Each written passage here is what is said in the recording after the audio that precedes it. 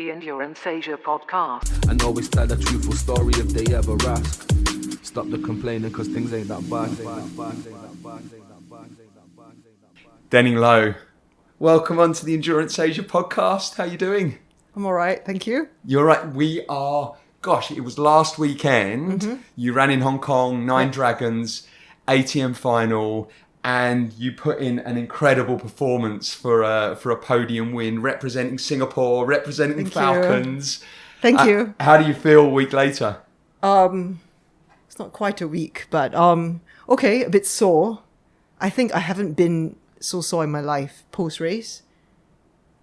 It's really what painful. type of feeling? Have you like the quads had never been so shattered. Like it's been how many 6 days, right, since I ran that race, and it's it's really painful still. And I think like the ligaments and tendons are still healing. So because I really pushed this time, it's not, some of the past races you kind of know that you've got it in the bag, or you're solidly on a third or second or fourth. You're like, no matter what, I'm not going to catch up, and nobody's chasing you, so you can kind of take it easy. But this one is different. This is a different league. Look, we'll get fully into the ATM finals and how that all played out. But I mean, first, I'd love to. I'm going to slightly introduce you, and then I'll get you introduce yourself. Okay. You've had, I would say, you're probably the best ultra runner in Singapore.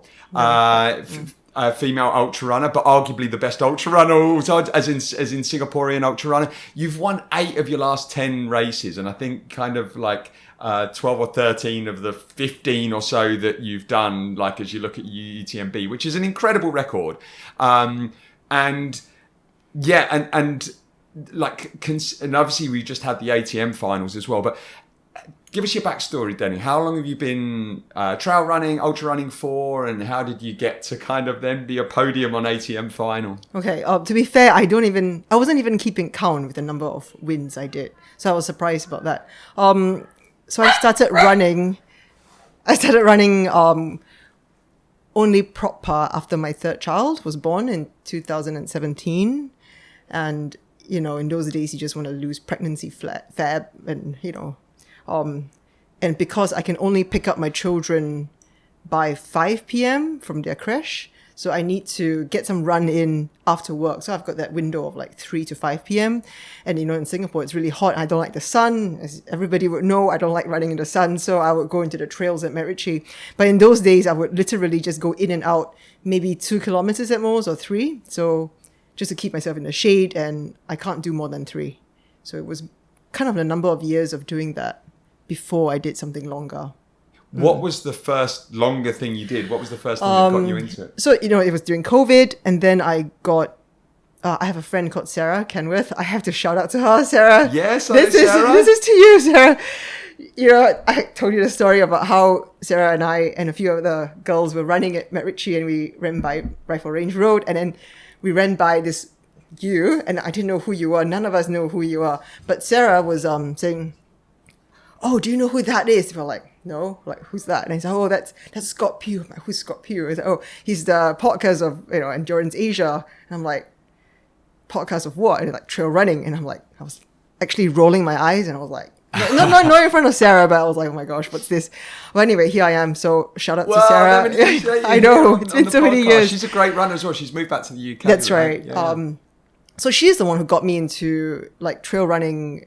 She got a bunch of us to join. I think there was like a virtual race around Marina Bay. So I met up with her for the first time, and she took me running around. There was 12 click. I almost died. And then she got us girls to say, "Hey, let's just go for overseas like trail race." And I think all of us were mothers. And she's like, "This is our first trip together. Let's do it." And that's the VMM. Yeah. That was the year I think you ran it. The mile or the 100 click, 2022.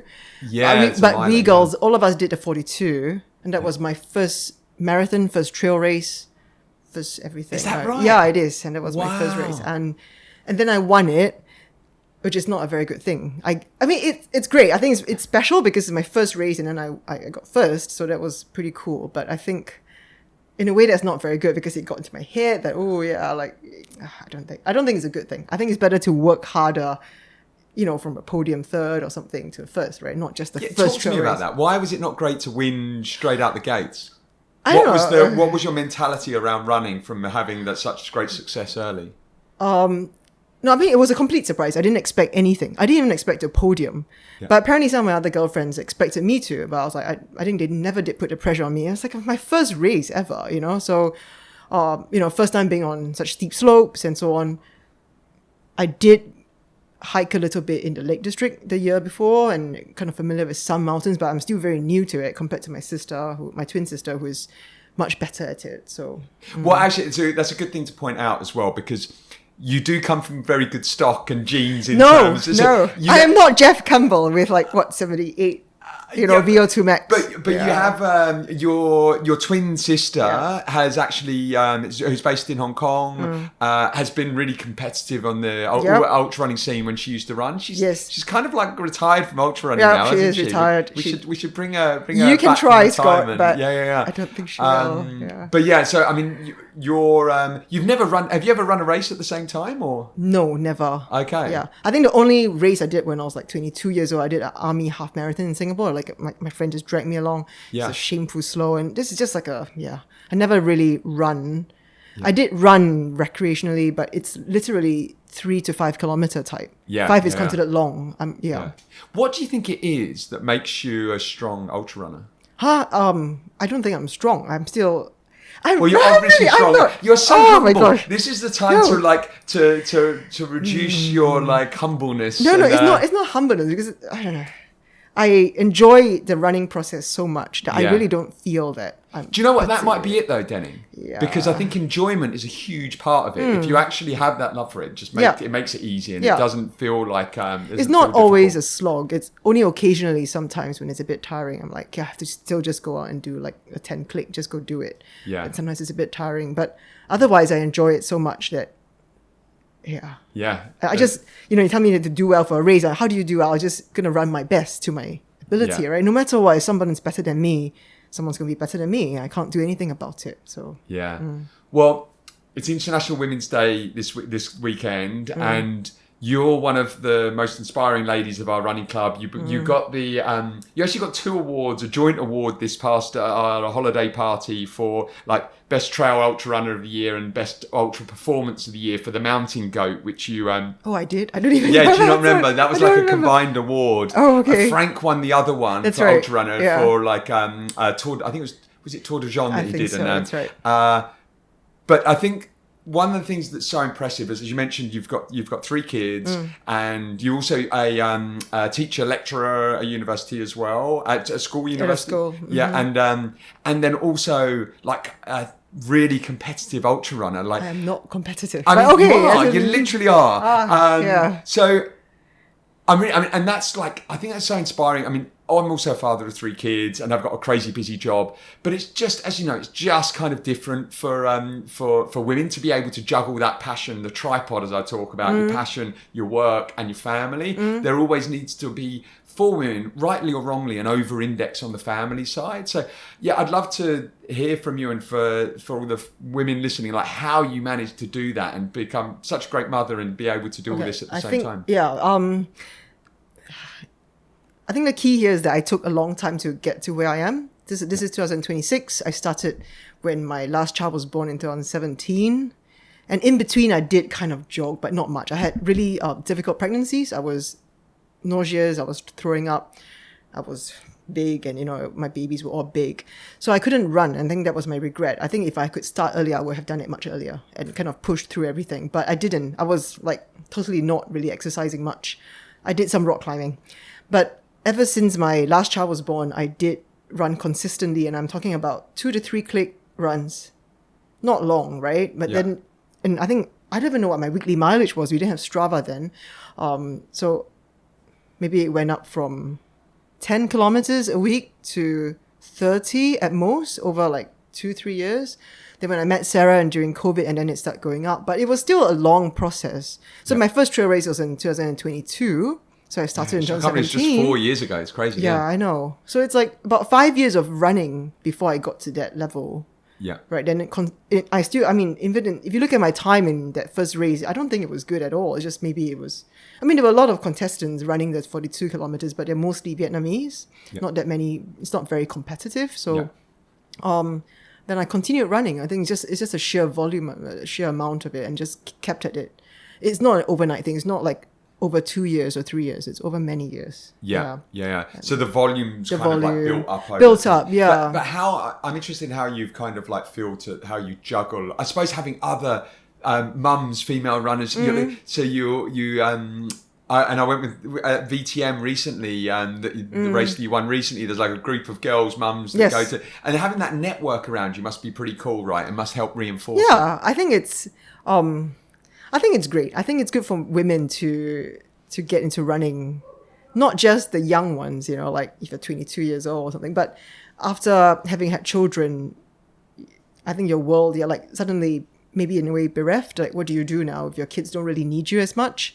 And then you find something that you really love, and it gives you not just peace, right, from the kids, from your husband or whatever, from work, and I think you just slowly get better at it, and you find yourself, you have a group of girlfriends. I think that's really nice. And I think, well, maybe I just found the time, whenever I can, I'll just go running. Even if it's, an hour, just go. Sometimes you have to make sacrifices. You have to wake up early, even though you're really tired. Like some of you guys go biking whenever you can to work. I think that's always a good thing. Yeah. So just whenever you can, just put it in. But I think I also did do track speed work by myself, even waiting for my children's soccer or their track when they were also running. They've got their own activities. I've got like an hour and a half. I would just go and do some speed workout. Yeah. And it's not that difficult. You can just go online and look, okay, what's a good speed workout? Even like, 8 by 800 meters. And so you just kind of consistently do that. Yeah. Well, one thing I noticed that you do quite a bit is you'll be taking your kids to like kayaking at McRitchie, and while they're kayaking, you get your run in then. So it's kind of just fitting it around activities as well, which is, I mean, for me, it's run commutes has always been the one to try and like cram it in to have the least impact on kind of family life as well. But yeah, it's very cool. And I mean, as I mentioned, you've had 8 wins out of your last 10, which is, and like across Southeast Asia. But what are there any highlights throughout that? I mean, outside of the ATM finals, which we'll get into, but any of those races, both either from a destination or from a performance or from an actual the course, like what ones stand out that over the last few years? I don't know. Actually, Mountain Goat was pretty swell for me. The one recently in October? Was it October? Let's talk about it. Yeah, the one's in Singapore. Yeah. And it's such a small little race, isn't it? It's like a very grassroots local one. I like it. But then when I found out that Vanya is running, it stresses me out. Vanya's like somebody we all know. Everybody knows queen, her. Yeah. So, when I first started, we obviously know who she is. She's on Strava and so on. And I'll never imagine I'll be on the same level as her. And I still don't think I am. I mean, honestly, road racing, and I'm getting older, I will never be an 18-year-old peak of my life running a 5K sub 19 minutes type. I'll never be able to do that. I think you could do sub 19 5K. I have not even done a sub 20, and I'm going to do that. In the next few months, I've got time, that's my pet project. We'll get you there for sure. Yeah, sub 20. Let's start with a sub 20. Sub 19, yeah. No, honestly, if I do a sub 20, I think I might retire though, because that's always been my dream. Like that's what got me started on this whole running thing. I've always wanted to do a sub 20, and then I remember when I just started being pregnant, and I was like, that's my dream, but that's a bit stupid because I'm my first child now, and I've got quite a few pregnancies. So, but I've always kept it with me. Park that, because we'll get you back to it. We'll get you a sub 25. But so the Mountain Goat Ultra, run by Eddie at the Mountain Goat Running Club.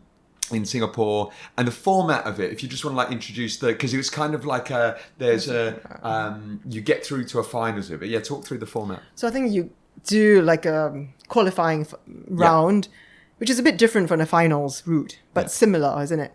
And then the best time is within like a window, like a month. And whenever someone does well, Eddie would broadcast it, or there's an update. Yeah. And you can run it any day, any time, as long as it's 7 a.m. to 7 p.m. because it's on Bukit Timah Hill. Yeah. So one day I was like, I'm going to do it. And then I asked Eddie, he's like, he got me a bib, and then I went in and I did it. And I was so happy. I just ran by feel, right? Let me just explain this route for listeners. And for those that don't live in Singapore, obviously it's flat as a pancake, but it's 2 loops around Bukit Timah, and it's kind of like an S shape kind of thing. It was like, around Bukit Timah, and it's quite literally the most elevation you could find in a 20k. Yep. I forget the exact amount of elevation. It was probably about 1,500 meters Something or like something that, yeah. Total. But seriously punchy. And you came out and laid down the most ridiculous time. I think it was like 2 hours. It was 2.5 hours or something. I think it was, or something along. I just wanted to beat Richard Hall because it was like a joke. I'm going to beat you, yeah, Rich. yeah. Shout So- Richard Hall. Yeah, he's a great lad. Yeah. Yeah, then I didn't expect my time to be so fast. I did the first loop. I was like, okay, let's just continue. And in fact, I had a stumble. I kind of rolled my ankle. I had to stop for a while and rub it out. I'm like, let's just continue. I'm like already halfway through. Let's just do it, So I did it. You laid down an incredible time, and then you kept on pinging me about going. You're like, go on, give it a go. And I forget what I was training for, but I was like, it doesn't really fit into my training plan. But I was, I was training for 4 trails, but I don't know what point of it I was in. And I went out, I was like, okay, all right, I'll give it a go. And I did 1 lap. And I forget what the target time was. It was maybe 2:40 or something. Yes, something and I like did that. my first lap in 1:20, and I absolutely blew up.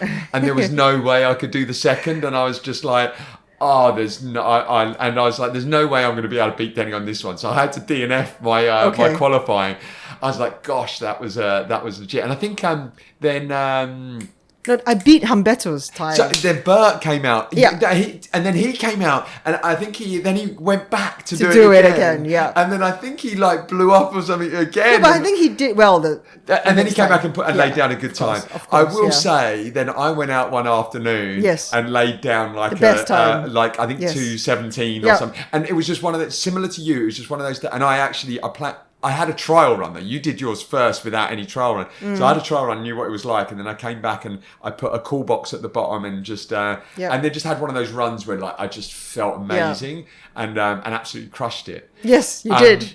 Then we, I was like, then we got to the final Finals, though. yeah. And the annoying thing is, they did men and women on separate days. yeah. Because actually, so there was men on the first day, and Yeah. I came out and I just got off. And this is not about me. I'm sorry to take it, but it's just building the story for yours. And I had like I just got off a flight, and I ended up having a horrible day. Mm-hmm. I subsequently spent the next week in bed. I had like the beginning of a flu. Excuses. That's my excuse. Yeah. All right. But Bert crushed it that day. But then the next day was the women's one. Yeah. And then just tell me how they did modify the route a little bit. Remember? It was a yeah. little Why bit did they modify it again or something? because of some NEA thing. or was they were it not, rain or something? No, Or no, they no, didn't no, want to no. have It was exactly the same. Some people were not happy that they were having this race, but it wasn't a race, was it? I mean, it was. Oh, they had to. It's 8. Yeah. Okay, the Anyway. N Parks might have come back. That's and, right. Okay. Yep. Which is a shame because it would have been great for Yeah. you to do the exact same. I would course. love to do the same course and see how much I measure against Yeah. you guys. So I would have loved to race you boys, but we can talk a little bit around this, but how did the race go on? So I think Eddie, we go by 5 seconds start. Like we start the first, second, and so on, and then because the qualifying time dictated this kind of like seeding that you went out. you went out, but still, it's still the same time. And so then Vanya was behind me, and then she obviously, we kind of like jogged together, and she was just drafting me. I was like, Vanya, I would like to go first. I don't like being drafted. I find it stressful. In fact, I was so stressed leading up to this race. I'm like, why would I want to do this? It's extremely stressful. I always find races are like kind of like a major exam. I don't really like exams, even though I do well in them, but You do well in races as well. well, anyway, so she was drafting me. I said, please go ahead. And she said, no, this is a good pace. Thank you, Denning. And she continued. But then very shortly we went up, and I just realized I just dropped her. Oh, she, couldn't keep up. And then when it came down, I just did my thing, and yeah.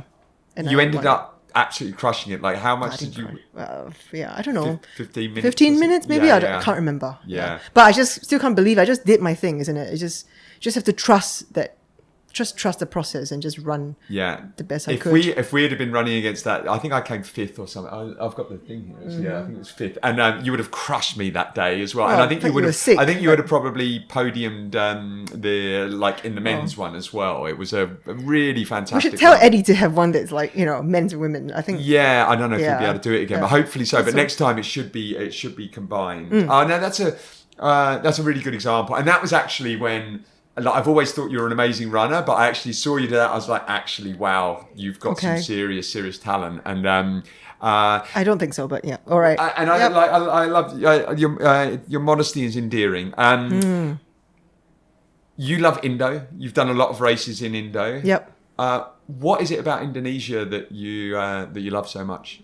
Like, what's there not to love? It's so beautiful, right? It's got volcanoes, very varied terrain.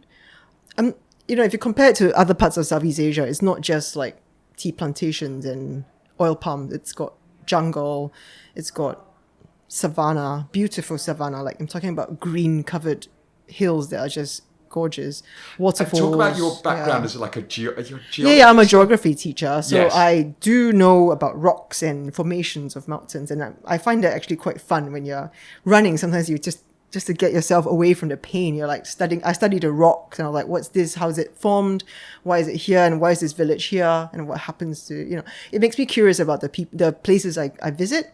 Yeah. And of course, the landscape it's always very stunning in Indonesia.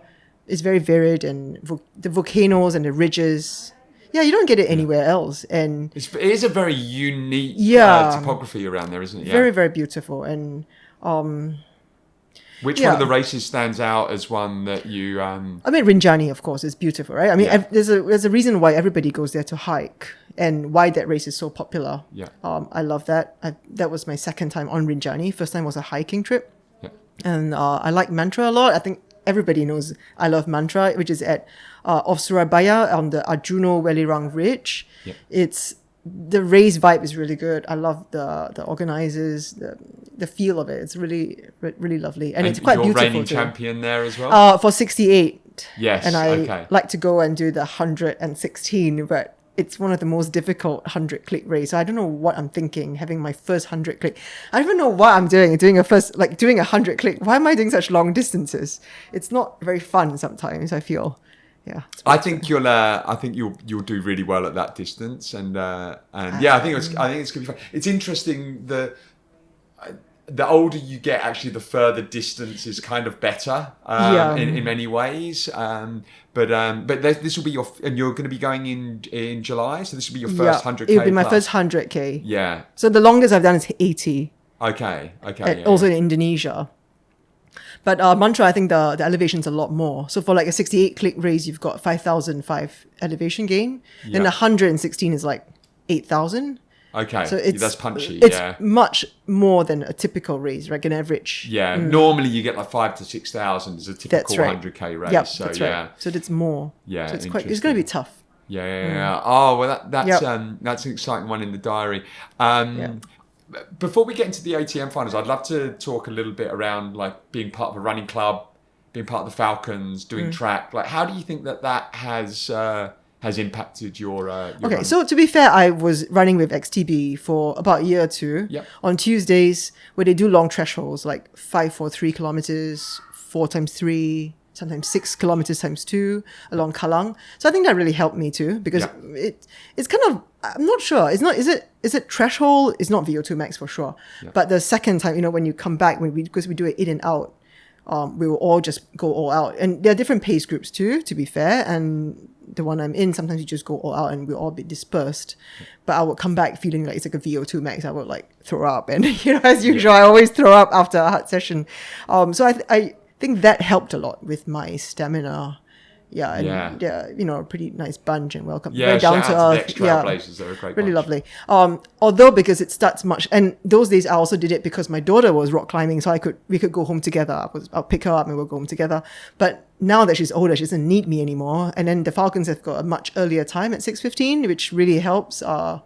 My resting heart rate could be lowered, and I could go to sleep early. Yeah. So I think it does help.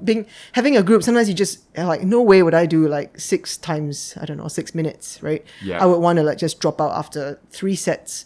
But everybody's there and they're all suffering. So you just suffer together. Yeah. So it's quite fun in a way. Yeah. No, I think it's really impressive seeing you on the track, and a lot of the time with a pack of guys as well, and just like and leading on the front. No, a I'm lot not of the time leading on as the- well. no. It's so impressive to see.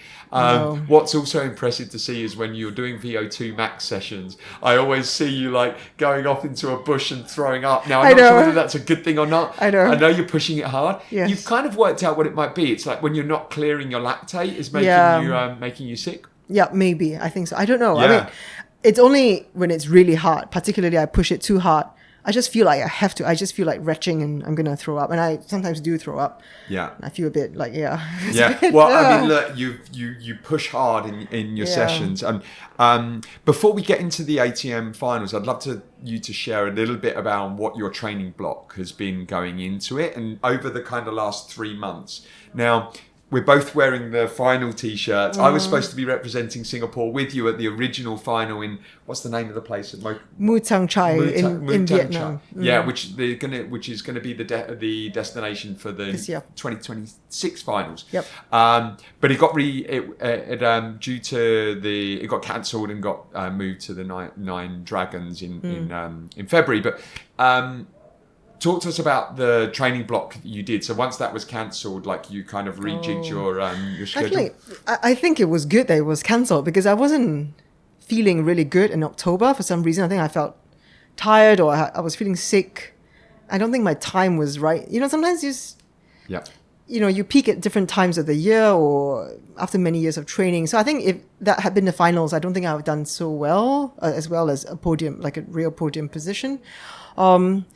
But so I was going into December, my 80 kilometers, the one in Siksorogo in Java, Central Java. So that's my longest today. And I'm like, okay, if it's 80 click, I better be running at least 100 click a week. So I started doing longer, up my mileage and the double sessions. I've always wanted to do double sessions, but they're really quite tiring, right? At the end of the day, you're like, oh, they're so tiring. But because then my kids have got this kayaking thing now on Saturdays, I'm like, okay, I'm going to do it. I've got morning, I've got evening, I'll just do it. And initially it felt tough, but it was okay in the end. I just got used to it. And I think that really helped. Yeah. You spent a bit of time over Christmas and stuff and you were traveling, but then you were kind of doing lots of hiking and stuff in the mountains. You were still getting your volume, but you were kind of doing it with the kids as well, weren't you? Yeah. So when it's hiking, I would, maybe carry all their things, or I might compromise and say, okay, I'll hike with all of you until this point. Then the husband would bring all of them back and I'll continue. They would give me okay, get an hour, go for it, Denning. Now I'll go for a run. Or sometimes when the kids are in bed, I'll go for a run, or I'll say, you guys go and do this, or they go and look at some pandas. And I'm like, I'm going to run while you guys look at pandas. Maybe I try and spot some real pandas, but that's what I would do. Try and find some time to fit in my running. But I wasn't doing that much in December then. So you could see it was a lot more. Yeah, my mileage got gone down. Yeah, but actually, I think that was a really good thing because as the race was end of February, right? So like over the Christmas period, you're able to just do, you had your base of your block, you did a lot of VO2 max and threshold and track and stuff. Right. And then you had this kind of period where actually you were just hiking. So just kind of continue to build the base. Yep. And then you had a 2-month block in January and February. Yeah. And January, I was training for 4 trials and then you were training for the ATM final, but we were kind of both doing double sessions as well. And you can't do that consistently over a long period of time, but at peak weeks, you do double blocks and it just absolutely just builds the engine. Yep. And I think that sort of really set you up. And at your peak weeks, you were doing 150, 140. Yeah. I think this is the first real double sessions I've done, and I've never really done more than 100 click consistently. Yeah. So to hit this milestone, I think it was pretty good. And I think it did make a difference when you're doing ultras longer than 50, my legs don't feel shattered and tired after 50. It was okay. I could still race. So I think that's the big difference. Having the high mileage really helped. So I think if I didn't do that or having double sessions, I don't think I've done so well in Nine Dragons. So I think maybe that might be a big I tip. know. I think it's a big factor because you also get to run with fatigue. Yeah, and I think that's it's so important knowing what it feels like when you're going out and your legs just feel heavy. Yeah.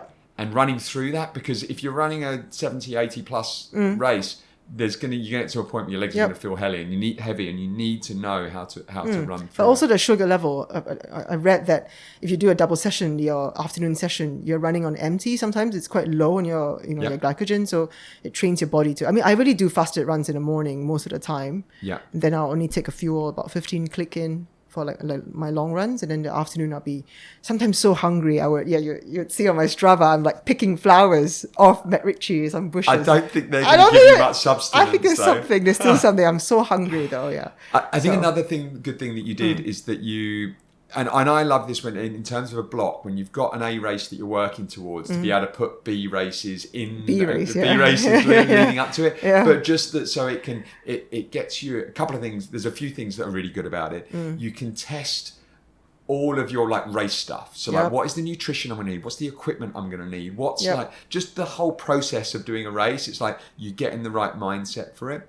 And then, and secondly, it just you get to push it a little bit, but not go all out. But then you can just and get the confidence up of racing. So talk a little bit around the VTM. So VTM this year, I did a 70. It was my second time at VTM. Last year I did a 42. But 70 is actually much more beautiful than the 42. It's more remote, and yeah. So I think in this case, you see, this is a race where I know by then I don't know. I didn't know that I was so much ahead of the second. Initially, Amy kept telling me only 3 minutes ahead only. 3 minutes is like nothing, right? She sped up, I'll be caught up. So I was still racing, but it's still a long way. I had to tell myself, I had to pace myself. So yeah, I just did my thing, ran when I could with the flats. Downhill I went as fast as I could. Uphill I slogged, but I just ignored because some of the men, they were going up quite fast. I'm like, it doesn't sound right. They're literally Heavy breathing, gasping. yeah. Yeah. So I'm just ignore them. And then of course, sure enough, I would overtake them on the downhills or the flats. So that was in a way it was enjoyable because I didn't have someone like literally right behind me, which Yeah. is different from Asia Trail Masters finals. And the weather was perfect. It was a beautiful race. Yeah, so that was nice. Yeah, it was good. Stunning course. Shout out to David Lloyd and Yeah. the Vietnam Trail Series team, and yeah, great performance. And I think that was just from a confidence level going into the ATM Yeah. finals. How do you think it impacted you? I think it was good because but the last Vietnam one in September last year, VMM, I didn't do well. I had massive cramps. I didn't race well. I pushed too hard, too fast, or I didn't feel well. I think not consistently taking sometimes I win prizes of like random stuff, right? And they're like bars and gels, and I'll just use them for races, and it's like a stupid thing to do. Why would you like have random gels and which you never tried before? And I did it for VMM. I just want to clear my stock, and I did it, and I don't think I was racing well. So then I pushed too hard and I got massive cramps that slowed me down, and then I was on the ground, and once it's really cramping up, you can't move. You really can't. It's incredibly painful. Yeah. So I lost about 10-20 minutes. So I lost my third, fourth. So I came in fifth. Yeah. So I think I felt really like, you see, then somebody asked me like, hey Denning, would you have felt okay if you had always been fifth, or you raced to your best and you were fifth, will you feel sad? I'm like, actually, of course not. I mean, I'm realistic. If everybody was in the level of, I don't know, Fu Zhao or somebody as good as those runners, and if I'm fifth, I'll be so happy. I'll be delighted if I raced to my best of my ability. But I didn't race well, so that's what I was upset about. Yeah. Like if I raced my best and I came in 10th, that'd be great. I'm really fine with it. Yeah. And you know what? Trail racing is only going to get more and more competitive as more and more people join. It's not like the days when my sister ran, where it was probably somewhat easier to podium. I think it's going to get only more competitive. So, and I'm okay with that if I did my best, and that's my best. So, but no, so VMM wasn't good, but VTM was great, and I think it was good because I've been doing double sessions a lot then, and so that feeling of not having your legs so tired even at 40-50 kilometers is a good thing. Yeah, so I think that's the kind of confidence it gave me. So okay, I'm able to tackle that kind of distances. I really like that VMM tough day out there, though. Oh, really? Yeah. Yeah, I think you always need to have them. I I go on about it around success is allowed as your teacher, and you need to have those tough races because the learning experience is so much better from them. And you probably wouldn't have had the race you had at VTM or at ATM if you hadn't had that tough one. Because we cramps. talked about it Yeah. beforehand. We're like, how are you going to manage your cramps? Yeah. How are you going to make sure that doesn't happen? What are you going to do nutritionally to make sure it Yeah. it doesn't happen? And then what's the backup? Are you going to have your cramp fix? I know you don't like it, but then Who likes cramp fix? I know, Please hold let your me nose, know. Just get it down. So moving on to the ATM finals. Yeah. We had up there. We didn't really know who the who was going to be in the finalists. There was like in the final list. We knew Priya Rai was going to be there, the winner from last year. We Yep. knew Man Yi was going to be there. There was a few of the other Nepalese runners that we weren't sure. We knew there was going to be a strong field from Japan. When you got there and kind of registered and saw all the people around you and started getting into the vibe of the event, what was your feeling going into it? Bit pickup was okay. It was quite. I think I was just in a holiday mood. I'm like there. I'm enjoying being in Hong Kong again, seeing my sister, eating great food. So I wasn't nervous actually, and I thought I would be, but I told myself I'm gonna go and enjoy as much as I can. Right? I want to have a joyful run. I don't want all this pressure like, heaped on by you on me, and I'm like, Well, the no, club and no, everything. the There's club, a high yeah, I know. expectation from all of I the know. people in Singapore that you were going to go and put in a great performance.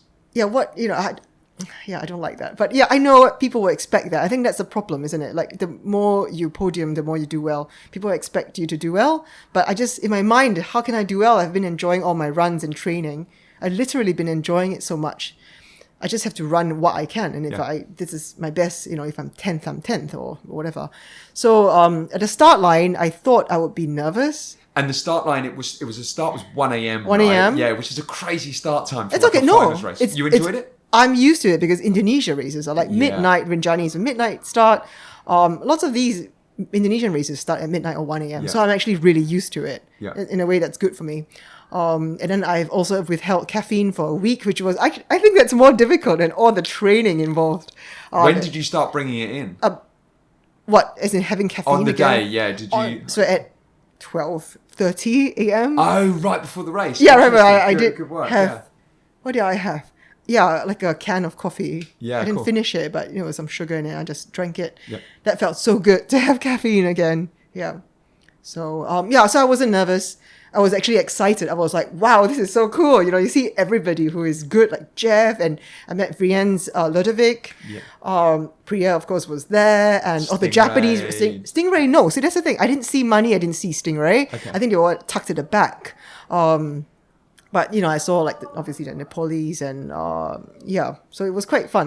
I felt excited. Yeah. I was like, yeah, this is great. Like everybody, this is so good. And everybody was a bit more like serious or like a bit studying their watches and getting themselves ready. But I'm like only one smiling like crazy. So That's amazing. I don't know. I think that's a good thing. I don't. Whereas some other races, I have got that pressure and I don't. My heart was like racing. Yeah. I like getting ready to go like 5-click race. I don't like that. This is different. So There's something, I suppose, of being surrounded by all of the leads. And Chris and I were talking to you about it before, and like, you deserve to be there. Like when you get to that start line, know that actually you've not only got the points from all of the qualifications to get there, but you are as good as all of these runners as well. So just look around and you deserve to I be didn't there. know that, right? I mean, how do you like? No, I'm not in the same. But I mean, okay. it's so good. It's so good that you actually had that smile on your face, because I think that really does impact how you actually perform on the day. Yeah. And so you went out, and we'd studied the course beforehand as well. But then, how did you feel, sort of like heading out on the first section? Oh, so the first section, I'm familiar with it because I've got my sister's friend who took me there for just a run in November last year. So she took me up Taimo Shan, and it's all like road basically for this route. And she was the one who told me that when she raced something else, they have lots of races in Hong Kong, she would run it continuously up. So, but of course this time I don't know whether I could or whether I should. But then I got sucked into it because the two Japanese. So I saw Priya race off after the men. So I'm like, yeah, okay, she do her thing. And then I saw the two Japanese runners, Chisato and Miho, running. And then I kind of like just tagged along behind them. And the visibility was completely just 2 meters with your headlamp. And but I loved it. It was so fun. I mean, but it's not really. I can see that can be a problem going downhill because you can't really go fast as you could. I followed them, and then shortly after I dropped them, not shortly, maybe about near the peak, I dropped them, and then we started descending, and then when we got to the trails bit, I got lost. Because like the path suddenly just peters out, and then the visibility was even worse at that point. Yeah. So I slowed down and whip out my phone, and it's raining, and your phone doesn't really work with it. And then I saw this group of runners going by, like stampeding past. I'm like, okay, I'm going to go and join them now. And I didn't know that Chisato was there. I saw Miho, then I was going behind her, and I saw for myself how great a runner she was going downhill. I'm not talking about just trail going down. That's fine. I could still do that. Or steps. It's trail steps. And her cadence was fast and This quick. is the technical bit coming down off Taimo Shan That's right. to Route Twisk. That's right. Yeah. Not to Route Twist, sorry, to Lead Mine Pass. Yeah. Sorry, to Lead Mine Pass. Not yet to the first checkpoint. Yeah. But it was a whole really descent. Rocky. It's a beautiful trail. It's one of my favourite parts of the whole of Hong Kong. Yeah. But it's part of the full trails in Macquarie. And you just but it is quite rocky. It's a bit technical. Yeah. There's loads of different routes you can go down. Yep. So I did this on a beautiful day with Wincy last year. So this time it's completely What was dark. the visibility like? To 1-2 meters. Can you imagine? And it's slippery. Yeah. But I saw for myself how fast she was, and I knew that that's the kind of competition that I have to keep up. So the least I could do is keep up. I'm not going to overtake her. I'm going to keep up. Then we got into checkpoint 1 together, and that was when I just filled up one bottle because I know the next one is quite near. I'm not going to, and it's not hot, was it? So I left quicker than her. I just never looked back. No. But then from the checkpoint 1 to checkpoint 2, I caught up with Chisato on the road bit, and it was an uphill, and I was honestly just taking it quite easy. At the point I was just relaxing, but I did overtake her, so I wasn't trying, but I just did. So I guess it's a good sign for my fitness level. And then that was the start of the Taimo Shan, which I also did by myself last year, which I really liked. It was beautiful there, but this time also it's kind of really shite weather. It's windy, but I loved it. It's a bit like fell running. It's a bit like fell running, but not as cold. So, it's great. And that was when I met like Yuta-san, who said he's going to DNF. He's got his knees were hurting. So I'm like, come on, you can do it. But then, and then only after that, then we went up to Pat Sing Ling. And that was when I realized that I think I was having my joyful run too much, taking photos like a tourist, taking selfies and doing videos of, taking videos because it was so beautiful. It was, I had the trails finally to myself. It was quiet. I loved that. I really like trail running when I finally am alone. I hate it when there's like lots of people around me. Unlike you, I know you like talking to people. I don't like it. I like, just leave me alone. I'm just going to enjoy the mountains and the trails. And so it was, dawn was breaking, and then there was the rain and the wind subsided for a bit, so it was really peaceful and beautiful, and I was taking pictures.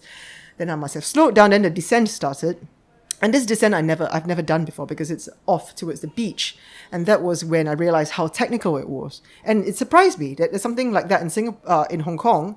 So shout out to Michael Ormiston and Steve Carr. Like they found this route, like I like it. It reminds me of Indonesia because it's a very long descent, and it's varied. It's ridges, some steps, and then it's down trails, and then it came to the flaggy stone bits, and that's when I slipped and I bat fall. When you bang your knees, it's actually more painful to run after that again, right? Isn't it? So you should try not to fall if you're in a race. But I did that, and then there was a point at checkpoint 5 at the beach when I found out late, just after I passed it, that the gap had significantly closed.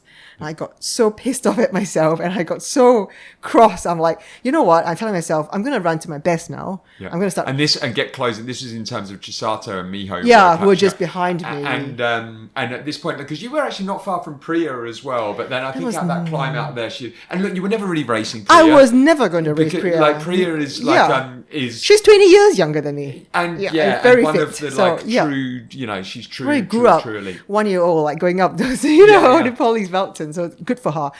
So I was never even thinking about that. And I told myself, like, if I'm going to start racing now to the best of my ability, if the Japanese runners pass me, so be it. Like, I'm not. So at that point, I refused to listen to any more like voice messages or anything. I'll find out how much behind they are. I'm just going to do my thing. Because Chris and I were dropping messages for you going through. We're like, hey, just leave us a message, tell us how you're going. A bit like the support crew that I was getting for 4 Trails as well. But then you had like going into the big climb out of checkpoint 6, wasn't it? And then checkpoint 5 or 6, After 5, and then it got to 6. And that 6 is Bright Pool. Yes. So there's still a little bit. After the beach part, you have to go through a little bit of up and down to get to Bright's Pool, and that's where my sister was going to be. She actually didn't want to crew me, but our friend Wincy is like, come on, Denby, you should be crewing Denning. So she did. She brought me black coffee and onigiri, but it wasn't really, I didn't feel like it actually. And but it was nice seeing her. But I think because I was so grumpy with losing precious time. And at that point, I didn't even know how far behind they were. But I think at that point, I did pick up more of a gap between them. I increased it just like 2 minutes. Yeah. So she just gave me whatever she needed to give me. I took one gel and then I went off again. And then that was back up to Pat Sing Ling after checkpoint 6. And that was the start of the really difficult. I think for everybody, it started to get difficult because it's by then 50 something, right? And it's a big climb up to Pat Big Sing climb Ling. up. And then when you get there, it's up and down. It's up and down. And I did Pat Sing Ling before. I loved it. But that was on fresh legs on a day when it's not racing. And it's a beautiful day. I absolutely loved it. So I had to tell myself, come on, Denning, you say you love this. Love it, and just embrace it. And I always do that. Even when I'm suffering, I'm like, I'm here in the mountains. Like, how lucky am I? I know it's not from you, it's from myself. I mean, I've always liked mountains, and I don't get to do this in Singapore much. So I would try to enjoy it as much as I can. At what point did Man Yi catch up with you? Because it was quite interesting dot watching, because Man Yi was a bit further behind. And I think that prediction-wise, going in, we thought that Man Yi's a miler specialist, a longer distance. She's a 4 trails finisher, one of the only 2 women to finish 4 trails. And I think she's going to be at Minjani as well. And we kind of expected, she's probably not got the speed, but it's on home turf for her. And so she didn't go out as fast. Yeah. But later on in the race, she was very consistent. Yeah. She picked it up. I think her pace must have been incredible. She was probably a very good runner in terms of her pacing. I don't know. This is my first time I saw her was her going. I said, I heard some footsteps. I let her go. Then was the first time I saw her. I didn't even know she was racing because I never, see, even at the start line. And I saw the way she ran. I knew I would not have a chance. Like she was still fresh. She looked very fresh. Yeah. Well, she is also like she's 10 years 20, younger than me 10, too. I mean, 15 okay, years great, younger good than for you, her. yeah. Really happy for her. And so then she crossed me at Pat Sing Ling when we were, I think, about to start descending. Yeah. Not quite yet, still on the ridge line. So I didn't bother. And then next thing I knew, Miho passed me. And that was the descent. And I was like, shit. I was like, okay, you know what? I'm just going to do my best. I'm not going to give up. I'm just going to go down as fast as I'm not a bad, runner in terms of descent too. I think I'm pretty good at descending, but she is much better, I would say, Miho. I watched her. So I'm just going to try and stick to her as close as possible and hope for the best. And what happened was then all of us missed a turning, all of them. So I saw Mani with 2 other men, Solomon Wetstein, your friend, and at that point I didn't know who he was, but it was just 2 male runners with Mani, and I think they all missed a turning, and I kind of could see them I could see Miho still, and then I just followed blindly. Then they started to turn back and say, where is it? Do you have the GPX? They're all looking at their watches, but I don't load maps on watches, so I whipped out my phone and I checked it. I'm like, it's not this way, it's up that way. So without me, they were having even more lost. But anyway, we all went back up, and of course Mani and the men, they just started to jog up the steps back up to the correct trail, and Miho and I then kind of like hung back, and Miho said, go ahead. So I had to climb ahead of her, and I didn't like that because I knew she was just waiting, because I know I'm better than her in climbing, but I know when there's like a descent, she was just going to zoom by me. So I thought, okay, I'm just going to, all right, fine, so be it. So I said, I'm just going to have to do my best. So then very shortly we got into the last checkpoint, and that was a small one. And after that, it's only 5 kilometers. And by then I was feeling hungry, tired, your legs are like gone. The wind is picking up again. And in that checkpoint, there was no food, but just Coke. So, okay, you know what? The first time I saw Coke, I know. I don't know. I'm not a big fan of Coke because it rumbles my tummy. And so anyway, it's the last checkpoint. And I just need some sugar. So I just took that half a flask. I didn't even bother filling too much because I thought 5 click. I should have gotten more, actually. On hindsight, I should have just gotten a full flask. And then I immediately left. But looking at the split, she also left at the same time as me. And I assumed she was just right behind me. So very shortly, it's up Cloudy Hill. And that's my sister. She told me that it will be up Cloudy Hill. It's terrible. I don't know why Steve Carr did it. Planned the route that way. It's so torturous. So we went up, and it's... my gosh, it was like... It's windy and rainy, and you see the clouds, and you see this never-ending stairs. You're like, oh, God. And then I just slogged out with my pose, and I knew she was just right behind me. But I never was. So at that point, from then on, I told myself, I'm not going to look back anymore. I don't care where she is, even if she's just behind me or whatever. I'm just going to do my thing. Race. Yeah, just do it. If she's like as fit as, I don't know, like Stingray, what can I do, right? If Stingray's racing me, he's just going to like go by me like a gazelle. So I just went up, and then whenever there were any descents, I just went for it. I just like, come on, Denning. This is all steps by now. Cloudy Hill is all quite groomed steps. Only a little bit of trail, just a double little bit. Steps, and you can fly down there even so double quick. steps or even one, I just like do it. And then High sometimes cadence. but it's a thick, like sometimes it's thick descent. It's like actually back on the ridge and then it goes up again. I'm like, why is it going up again? It's up and down on the ridge line. The wind was picking up, and there were a lot more hikers actually. I don't know why hikers are going on the weather, but you know what? If I were them, I would probably do it too. It's quite fun. But I just never once turned back. So I just raced for my life. I just raced like as if she's right behind me. And I suppose because you knew she was such a good descender, you're like, okay, I'll do my thing on the ups, but because she's a good descender, I can't leave anything for chance. I can't. And at that point, like this is my chance. I could keep my third place, and I really want to have, a podium. I wanted to prove to myself that I could do it, right? And so I raced all out, and then when we got to, I'm like, finally we're in the town, and it's like the flat, and I was like, okay, is this it? And I knew, I looked at the map before, I did see that it kind of went around like a playground or like a stadium, so I just sprinted like as if it's like a road marathon, and I assumed she was right behind me. I still thought that she was. So when I saw my sister, she was like, come on, Denning. I was like, is she? I was grumpy, and I was like so cross. I said, is she behind me? And I think she didn't even hear what I was saying. My sister just said, come on, Denning. She was just cheering me on, and then I crossed it, and I was just so glad. And it turns out to be 3-4 minutes ahead of Miho. Okay. Yeah, so that's the story. Amazing story. Congratulations. Thank you.